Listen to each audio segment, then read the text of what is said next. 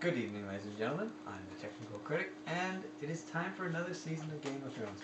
Hard to believe that a year has passed already, but time flies when you're making reviews. So, I feel like before I really do get into watching the show, I have to make a video and say, what are my expectations?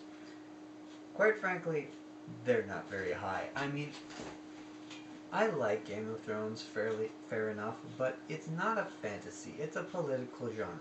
Personally, what I'd like to see, I'd like to see more fantasy elements incorporated into it and really get into the meat and bones of it. I mean, I know that's not what we're going to get. This is basically House of Cards set in the Middle Ages with dragons and stuff, but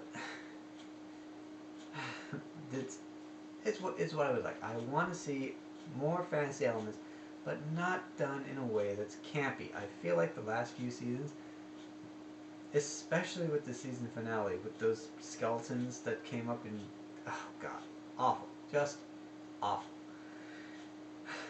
We either get too much of dragons or no dragons at all. It's not enough. We need better storylines. So, what do I want to see? I want to see Daenerys become significant in the Game of Thrones.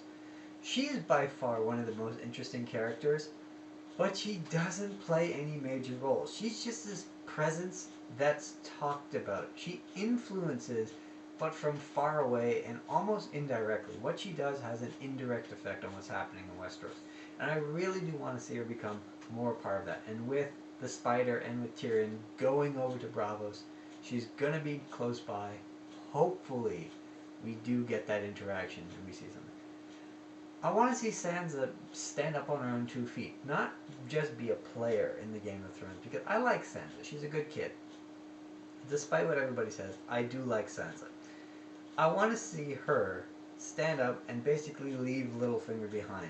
I want to see her basically go from the underdog to the ruler of everything. You obviously want to see Marjorie Tyrell and her grandmother and what they're up to. I have no interest in Bran or Jon Snow, to be quite frank. Their stories are really, really boring and extraneous. I know this is called the Song of Fire and Ice, and really and truly, however it ends, Jon Snow is supposed to come into King's Landing and play a major part. But that's way down the line. I literally see next to nothing in terms of what he brings to the story.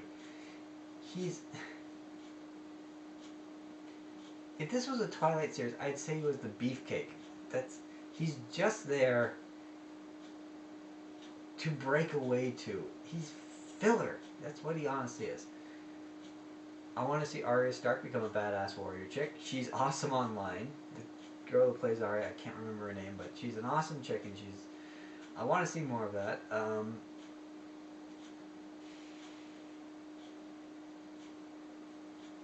If we don't have anything with Cersei and her brother, I'm fine with that. I think we've had a lot of them through the last 4 seasons. I think now is a good time to put that to bed.